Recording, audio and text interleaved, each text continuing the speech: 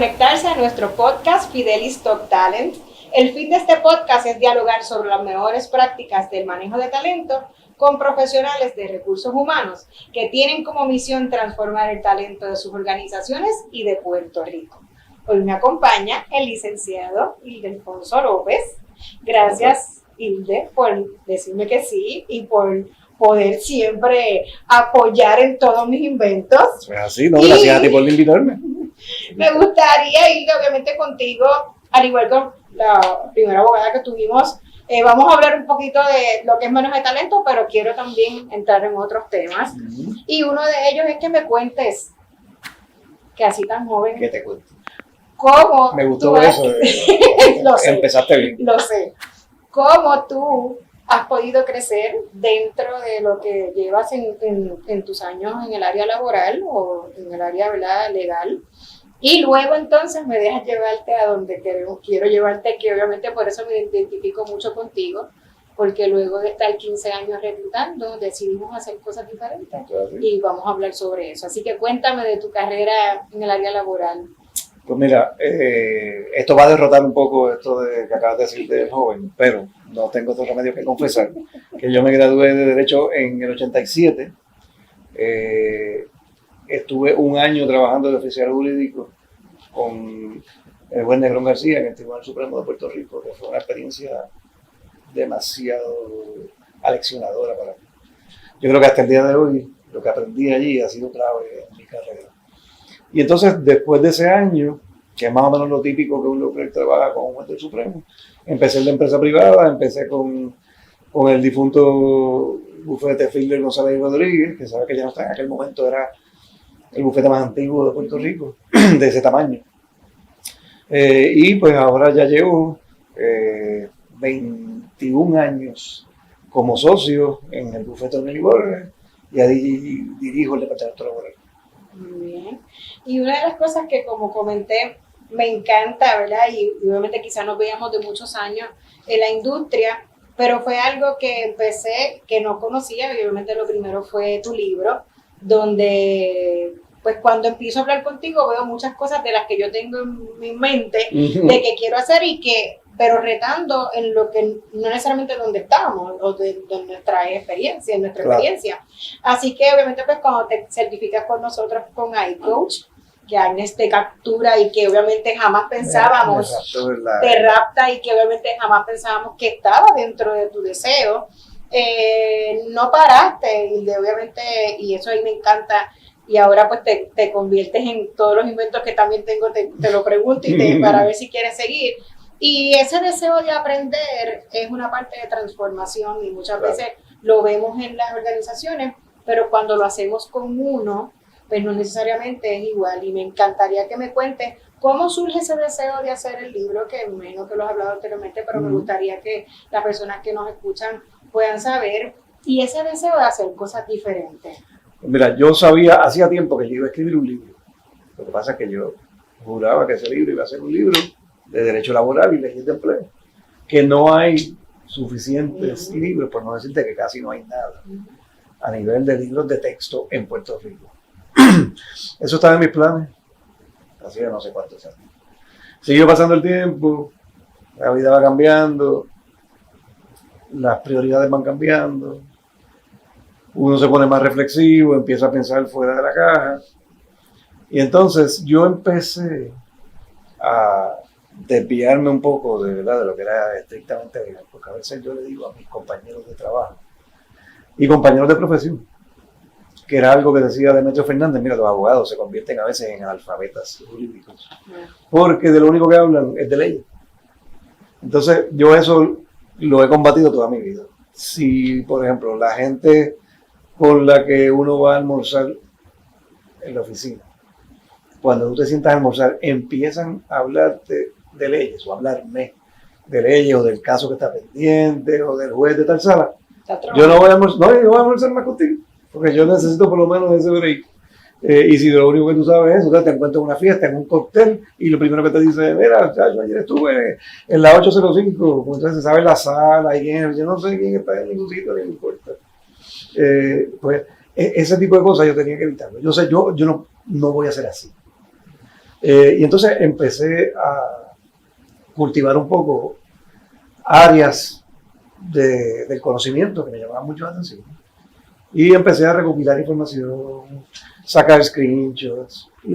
Yo soy un lector ávido.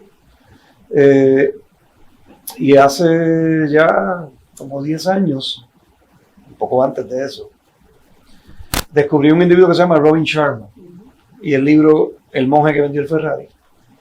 Y ese libro me impactó, de tal modo que fui a ver a Robin Sharma a Canadá, a Toronto. Pago por mí porque esto no lo va a ganar nadie, ¿no? Y estuve 3 días en un seminario con Sharma, que fue extraordinario por muchas razones. Y ahí definitivamente la llama se encendió y ya no había reversa. Seguí estudiando eso, me he leído 6, 7 libros de Sharma y empecé a leer de otra gente, el mismo Tony Robbins, John Maxwell. Volví a donde Sharma unos años después, ya con una perspectiva distinta. Claro. Y entre los ejercicios que se hacen allí es que planifiques cosas, que te pongas metas. Y ahí volví a retomar el asunto del libro, pero ya con más seriedad. Lo tomé con más seriedad, pero siguió pasando el tiempo. Hasta que un día yo me encuentro en el internet un anuncio de una persona que se llama Anita Paniagua, que dice, aprende al self-publishing, publica tu libro y qué sé yo qué. Yo lo miré y yo dije, ¿sabes qué? Esto es como una señal, porque estaba como que en neutro. Y ahí mismo cogí, me apunté, pagué y fui. Me acuerdo que eso fue un sábado, para que tú veas cómo era. Ese sábado por la mañana yo iba a dar una conferencia de motivación a un grupo de ventas de 400 personas. Fui y lo di. Llega el mediodía, hablé un poco más de lo que me tocaba, como siempre, porque si no me paran, sigo. Entonces se dio la hora del almuerzo, ya llegué, faltaba como media hora para la charla. Yo estoy en Bayamón, esto era en Ana Geméndez, por allá por la Batoriotti. Y estuve así de nuevo, porque tengo hambre, es sábado, está bueno ya. Pero fui. Una cosa que brinqué es que en el 2016, Shrim me da la oportunidad de dar una conferencia que no tenía nada que ver con legal y que surgía de lo que habían visto en mi movimiento de las redes del Vengo Viral. Y entonces Kathleen, que estaba encargada en aquel momento del programa educativo, me llama un día y me dice, yo quiero que tú des una charla, pero de los temas que tú tocas en las redes. En aquel momento el Vengo Viral, aumentar la autoestima del puertorriqueño, elevar el nivel de discusión, etc. Y yo dije, encantado. Y esa charla también para mí fue reveladora, porque me di cuenta de que puedo llegar a la gente. La gente... Y algo diferente. En una cosa que no tenía nada que ver. La gente no se da cuenta que para mí, de verdad, por más que yo haya hablado 1000 veces, eso era completamente distinto. Allí no se mencionaba una ley. La charla se llamaba De Ordinario a Extraordinario, había 600 personas. En una sesión plenaria. Entonces, cuando se acabó, las reacciones de la gente lloraba. Y entonces, por poco lloro yo, por poco me voy, porque no podía más de la gente que venía, licenciado, usted me habló a mí, cosas así. ¿Y cuál fue retante para ti? El prepararte, no para algo que tú dominas y lo haces con los ojos cerrados, y prepararse para ese taller. Pues mira, obviamente fue retante. Había muchas preocupaciones de cómo va a quedar, ¿verdad? Cómo va a ver la gente, nunca me han visto en esta. Pero fue divertido. De recursos humanos. Exactamente, eso es mi gente, viéndome ahora en otro rol completamente distinto por primera vez. Porque ya hoy están acostumbrados, pero aquella era la primera vez. Pero fue bien retante, pero fue bien edificante. Para mí esa preparación fue una de las cosas que más buscar. Yo tenía muchas cosas que decir, tengo 1 hora para hablar. Lo bueno era que tuve que recortar en vez de a ver qué digo. Pero quedó todo organizado. Era la primera vez que yo tenía como un libreto escrito, aunque yo no iba a estar leyendo, pero lo quise escribir completo para poder medir mejor el tiempo, poder ensayar. Yo tenía mi equipo allá, que eran los que iban a estar cambiando los ensayos, yo no tenía nada en las manos. Entonces tiene este salón lleno de gente, conquistador, la pantalla gigantesca como de cine. Para mí fue maravilloso. Pero ese día fue el día que yo decidí definitivamente, yo tengo que darle un cambio de rumbo aquí, porque esto no solamente me encanta, sino que siento que estoy llegando a la gente y puedo aportar. Entonces vuelvo y brinco a donde Anita. Esto ocurre un mes antes del huracán María. Pues allí voy, entiendo todo el concepto, el proceso de cómo publicar. Y empecé a escribir como un demente que no podía parar.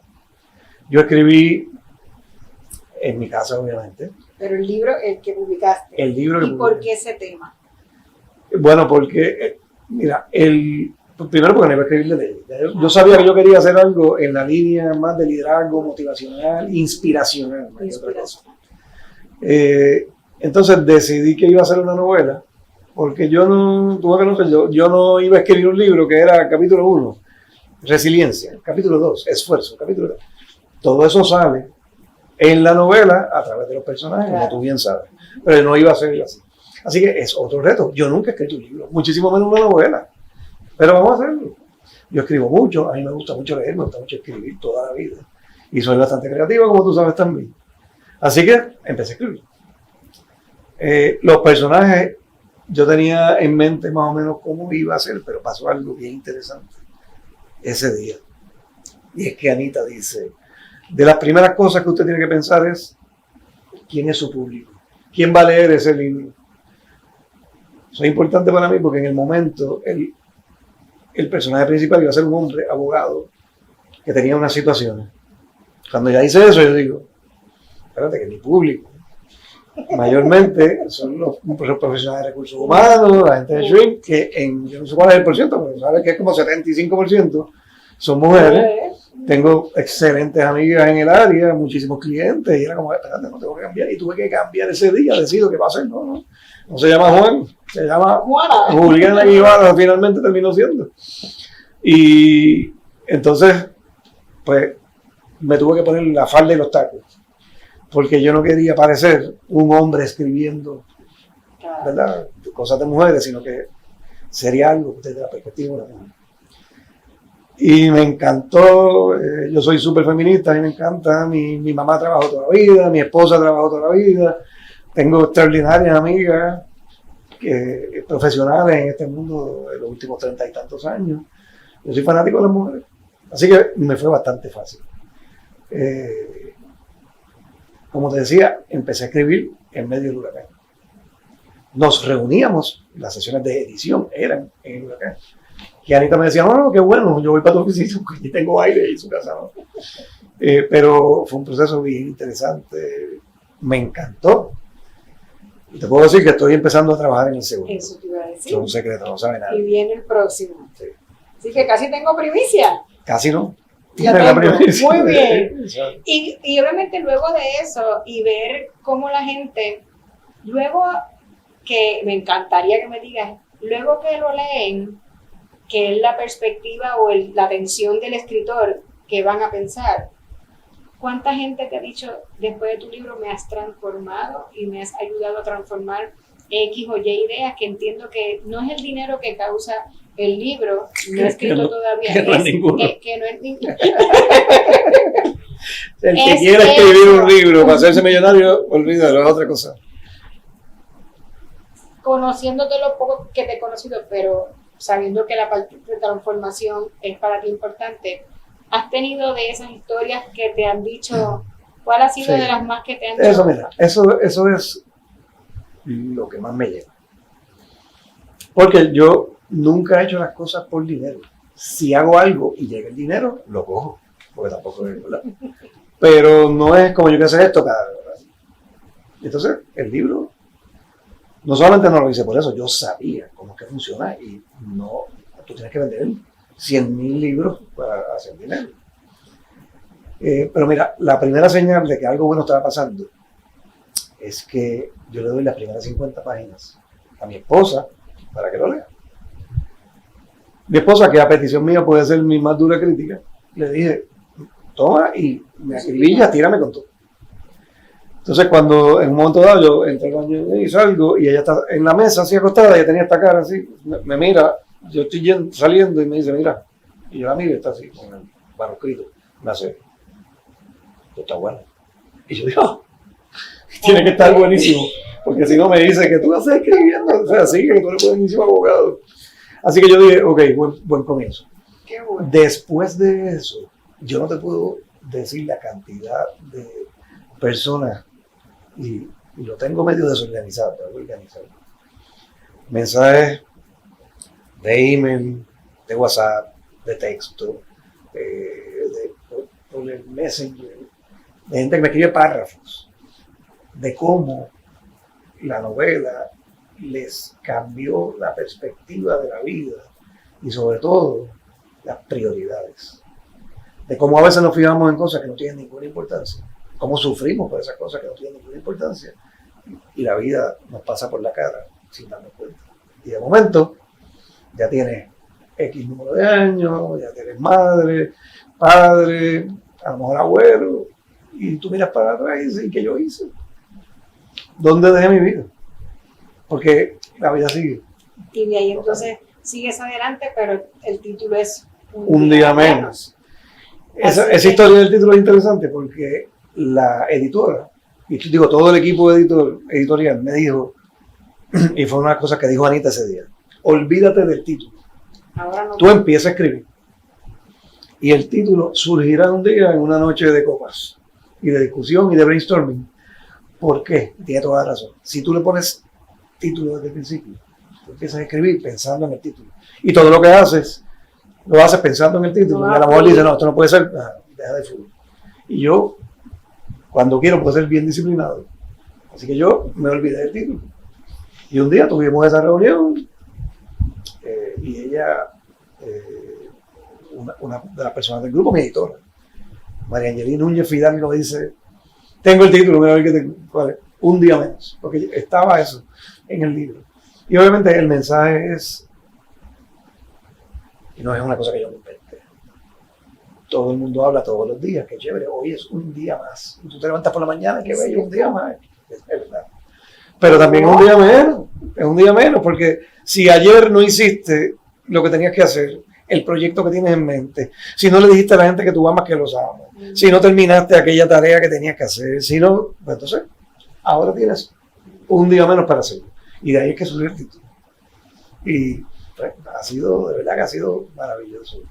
Y me ha encantado porque obviamente eso sé que lo vas a unir y va a ser luego de tus próximos proyectos. Obviamente te certificaste en coaching, que una vez lo hablamos de cómo al ser abogado y ver todas las perspectivas de un negocio y del talento que se maneja en la organización, ahora poder luego de, no sé si cuando te retires o cuando, bueno, te retires de ser abogado, pero de cuando vayas a hacer a emprender esta nueva carrera, en cómo vas a tener una perspectiva de que no necesariamente muchos van a tener, porque ese sombrero del otro lado de la moneda, ¿verdad? Va a poder ser espectacular para darle herramientas a la gente. Te has educado, estás back to back, no tiro una certificación y él ya se matricula, ya eres, olvídate, el graduando número 1 de Learning Center y todo, obviamente, gracias a porque confías, ¿verdad?, en los consultores que tenemos. Pero me encantaría que me puedas hablar, y solamente te voy a hacer una pregunta con un toque de un poquito sombrero laboral, legal, y es que siempre yo he dicho, o he pensado, que cuando hay una buena práctica de manejo de talento en la organización, puede ayudar o apoyar a que el trabajo del abogado sea un poco más fácil cuando hay una posible demanda, o cuando hay una posible oportunidad de desarrollar un talento que realmente pues no se le dio una oportunidad y se convierte. Y me encantaría, sin ningún tipo de opinión, solamente una opinión no legal de Ildefonso López, no licenciado, de cómo eso cuando lo ves en las organizaciones, si es real, si una buena práctica de manejo de talento apoya a tu trabajo. Sí, oye, es tanto lo que apoya que no, se me hace hasta difícil por dónde empezar. Okay. La respuesta es que absolutamente sí.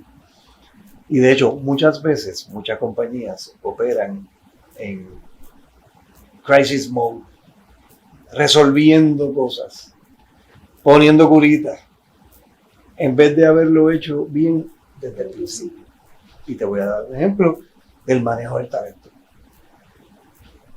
Cualquier compañía tendría muchísimo menos problemas. Muchísimo menos problemas, por ejemplo, si le prestaran más atención al reclutamiento. Porque si yo presto atención cuando recluto, presto atención significa paso trabajo, gasto dinero o invierto dinero, dedico tiempo, pues entonces yo voy a escoger un mejor candidato que con toda probabilidad, o por lo menos con mayor probabilidad que no, va a ser el empleado que yo quiero, que me funciona en mi organización. Entonces, si yo lo que hago es lo que hacen muchos, y yo le digo esto a los supervisores cuando doy mis seminarios, claro. Vamos a entrevistar, aquí tenemos, y vamos a entrevistar, ¿no? Y es peor otra vez, porque de momento te dicen, Yolén, acuérdate que tenemos ahora mismo a las 3:30 tenemos la entrevista con el, rayo, ¿dónde está el resumen? Entonces, agarra el resumen, sales corriendo a la entrevista, porque ya llegó, entonces no quiere llegar tarde, por lo menos puntuales. Y entonces te sientas con el resumen aquí que no has leído. Y sin prepararte, exacto. Y entonces tú no sabes qué preguntas hacer. Tú no puedes empezar una entrevista si tú no sabes quién es. Entonces, ¿qué es lo que haces? Empiezas a hacer preguntas genéricas. Preguntas estúpidas como ¿cuál es tu mayor defecto? Yo odio esa pregunta. Yo odio esa pregunta porque, primero, nadie te va a decir cuál es el mayor defecto. Punto. Y si te lo dice, no lo reclutes. Y no lo vas a demasiado inocente. Exacto, porque si te lo dice también tampoco lo reclutas. Claro, ¿no? Entonces, sí, es como si alguien te va a decir, fíjate, yo soy bien bueno técnicamente eso, pero soy un poquito irresponsable. O sea, ¿quién te va a decir eso? Llego tarde. Pero entonces hubo un genio que una vez inventó una respuesta que es, yo soy, ¿qué es lo que dice tú? ¿Cuál es el defecto de todo el mundo? Perfeccionista. ¿Por qué? Porque alguien pensó, sabiamente, que eso es un defectito, podría serlo, pero no es malo. Todavía, exacto, pero no es malo porque quiere decir que yo quiero hacer las cosas bien. Pero como yo le digo a la gente, primero, no hagan la pregunta porque son una estupidez. Y segundo, y si te dice eso, ahí lo dejan. En vez de decirle, pero perfeccionista, ¿cómo que tú quieres decir? Porque si es un perfeccionista que no saca el trabajo, que es lo que va a pasar con el perfeccionista, lo sabes, no termina nunca porque nunca está perfecto. Reclútate 10 perfeccionistas a ver cómo te va. Entonces, ahí te demuestra que tú no estás dedicando tiempo suficiente a eso, porque si yo escojo bien las probabilidades de que ese empleado se me convierta, como digo yo en mi seminario, en empleado tóxico, dentro de 5 años, son menores. Y por lo menos es un riesgo calculado. Y a lo mejor entrevistamos 4 o 5 personas. Ajá. Y si todos lo hacemos bien, pues entonces el filtro es más fuerte, pero si no. Así que ese manejo de talento empieza en ese momento. Y si supieras que acabas de tener trabajo conmigo para que me ayudes a vender en la parte de reclutamiento, en el sentido, y yo siempre digo eso, no es que usen un headhunter, es que haciendo la búsqueda, no del que está en la casa viendo televisión, del que está trabajando, que no contesta tus anuncios, pero es que es el bueno, claro. Porque no se va a querer. Y está como donde está y está bien, porque bueno. Pero el ciclo del manejo de talento, esa es la puerta. Y muchas veces es el que menos tiempo le dedican, es el que más rápido, claro. Y el que básicamente tienes más issues legales, porque desde ahí entonces es el problemático que da en Employee Relations, es el que no va a invertir en desarrollarlo y demás. Y empieza antes, si me permites, empieza antes. Empieza con el resumen. Porque para empezar, tú sabes que los resúmenes, tú te metes en internet y te encuentras 20 sitios donde hagan un resumen bien chico. Tú puedes mentir en el resumen. Y si es una mentira bien planificada, a lo mejor no te cogen por lo menos en el momento. Pero si tú ni siquiera le prestas atención al resumen y no te das cuenta, por ejemplo, que no dijo nada, dice dónde estaba del 2000 al 2008. Uh-huh. Y lo próximo es del 2010 al 2014. ¿Y qué pasó del 2008 al 2010? Pues está preso. Tú no sabes, y nunca preguntaste. Bueno, el 52% de los resúmenes, hay un dato de SHRM que publicó, tienen un dato fabricado. Fechas, títulos, dicen bachillerato y no lo tienen. Salen el background check y demás. Entonces, pero de ahí empieza el problema, de ahí empieza el manejo del talento. El bachillerato, pues dame tu diploma o una certificación, porque eso no se pide. Tú dices que tienes un bachillerato, pero a ver, Se matriculó, pero no lo tengo. Claro. Entonces, lo otro que yo hago mucho en las entrevistas, sobre todo de abogados, pero aplica a cada industria, claro. Como el resumen, es, sacó un súper promedio. Bien. Y sacaste A en Derecho Constitucional, o A en Derecho Procedimiento Civil, o en tal cosa. Okay. ¿Con quién tú cogiste esa clase? Porque no es lo mismo haber cogido la clase, y no voy a decir nombres, con fulano profesor, que con este. Porque no es que regale las notas, pero es más leniente, es más buena gente, nota. No solamente es mejor profesor, sino que es bien duro dando notas. Si tú sacaste A con pero es un fenómeno. Es más, si sacaste B con es mejor que la A que este. Eso es escudriñar el resumen. Claro. Entonces te queda una más, periodo probatorio. Tienes la oportunidad, pero tampoco le haces caso, porque como tienes tanto trabajo, no tienes tiempo. Y de momento te dice, mira, mañana se viene ese periodo probatorio fulano, y tú, esa misma cara. Y no tienes nada que decir. O sea, como no le hiciste caso, entonces tú no sabes si es bueno o no. Y a lo mejor pasó. Es más, a veces te dicen, no, el día que tú dices, este tipo hay que votarlo, no sirve. Y te dicen, no sé qué periodo probatorio pasó la semana pasada. O sea que a la hora de manejar ese talento, incluso de transformarlo durante el periodo probatorio, se desperdician muchas oportunidades. Y ahora pasando obviamente a nuestro tema de estos días, que obviamente es lo que el COVID, feliz de verte, feliz de empezar a hacerlo en persona. Obviamente en el COVID... Llegué con mascarilla y ella tenía la mascarilla puesta. Y yo tenía, exactamente. ¿Cómo en el COVID nos transformaste con tu live y cómo obviamente trabajando me imagino el teléfono sin parar con todas las leyes que se crearon, pero sacabas un tiempo para conectarte de ahí con esas ideas, tú me las pones bien chévere y yo ahí rápido, pero sí, Hilde, y de ahí salieron los HR Coffee Hours. Bello. Sí, Hilde hace unos live, pero el pobre, yo sé que te iba a preguntar cómo podías ver los mensajes y él hablaba, pero veía los mensajes, saludaba y demás y decía, no, yo voy a hacer lo mismo, pero voy a poder saludar a la gente porque es difícil. Sí, y ese tiempo, ¿verdad? Donde nos tuviste ahí, ¿por qué? 21 días. 21 episodios. 21 episodios hablando, pero me imagino que durante el día, obviamente, hablabas y atendías clientes y me encantaría que me puedas conversar de prácticas de clientes que no necesariamente las leyes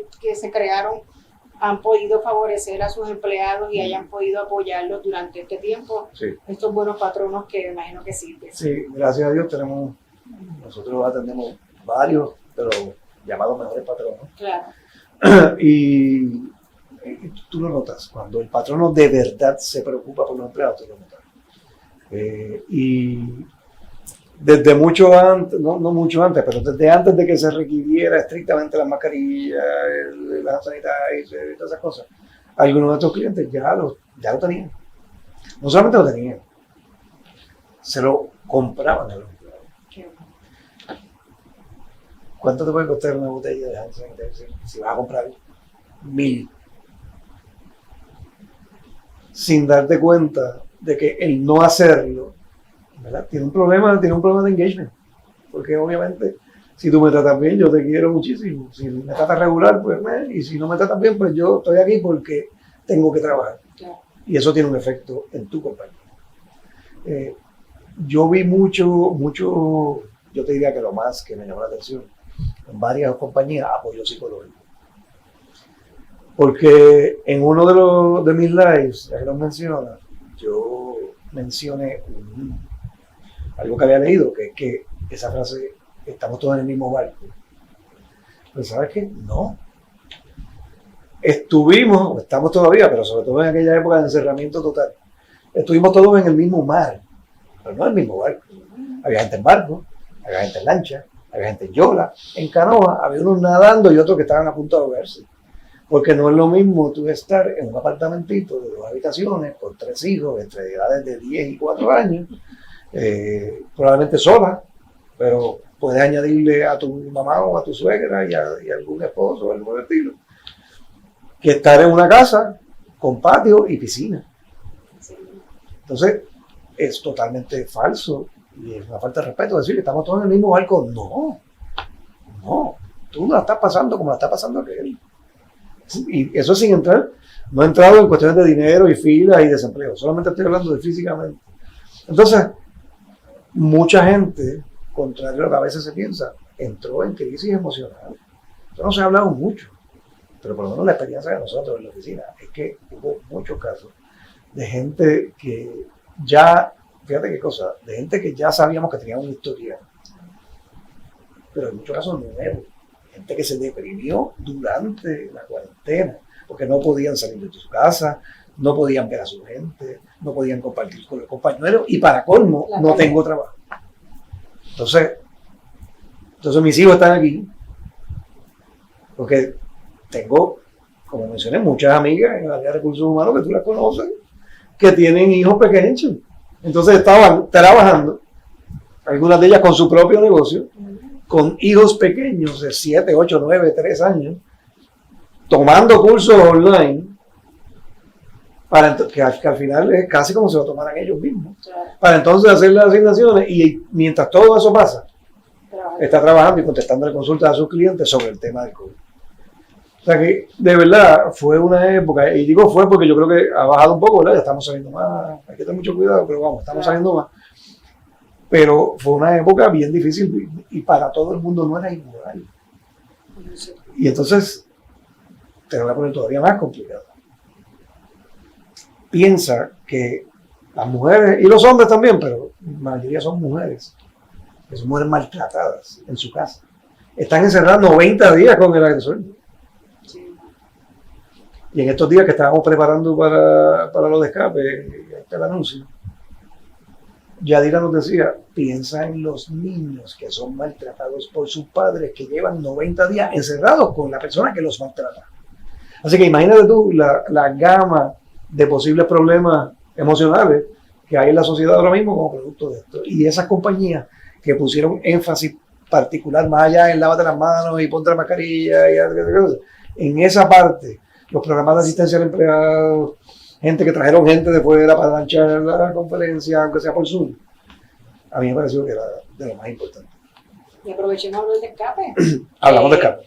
Va a salir antes de este podcast, va a salir antes del día, y un honor y un orgullo que este año nos hayas invitado a que formemos parte de esto. Y así mismo, cuando la chica me llamó, me dijo, mira, movimos la fecha, ella me dio una introducción y dije, yo voy a oficiar como quiera. Sí, que se la venta, tío.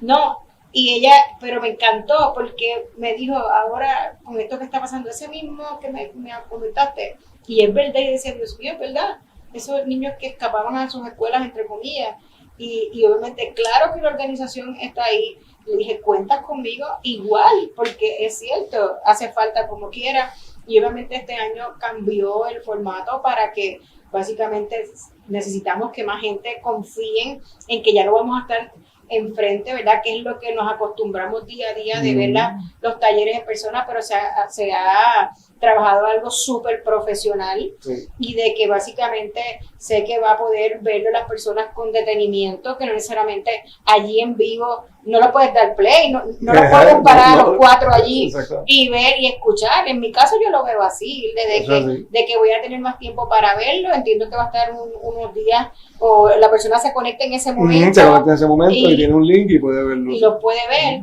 Así que obviamente pues, es completamente profundo para escape y que obviamente las personas que puedan apoyar específicamente de las cosas. Primero, gracias por apoyar. Y entonces un poquito de qué es Escape. Escape es una organización sin fines de lucro que se dedica a prevenir el maltrato de menores y la violencia familiar. Lleva más de 35 años, esto es una organización sólida, seria. Y yo, junto a otro grupo de abogados y profesionales, llevamos ahora nuestro séptimo seminario. Y este año, pues, adaptado a las circunstancias, lo vamos a hacer virtual. Lo interesante de esto es que esto no va a ser, digo, con todo el respeto a todos los Zooms y todas las cosas que se han hecho, esto es otra cosa. Esto es cine, televisión. Esto está grabado en un estudio, hay una parte con cámara, una cosa de verdad que es espectacular. Y eso es el 30 de julio. Y yo no me sé de memoria los teléfonos y las cosas, pero conseguir a Escape se pueden registrar. Son 2 horas, el material es espectacular, lo que se va a discutir, y es una labor que se hace con amor ahí, importante también. Ningún conferenciante cobra. Creo que me han dado uno que otro café de vez en cuando y agua para que pueda seguir hablando. Pero en serio ahora nosotros no cobramos, lo hacemos precisamente para recaudar fondos para escape, que se dedica a lo que ya les mencioné, y que en esta época más que nunca estuvieron bien activos, por lo que les dije. Los niños maltratados por sus padres llevan 90 días encerrados con el maltratado. Así que las llamadas han sido tremendas, y no solamente es que las situaciones de que el padre maltrata, es que a veces te llama una madre de 15 años de edad, que son niños criando niños. Esto es llamadas reales. Por favor, ayúdame, que estoy aquí desesperado. Yo he parado de llorar en 3 horas, lo voy a tirar por el balcón. Esas son las llamadas que yo recibí.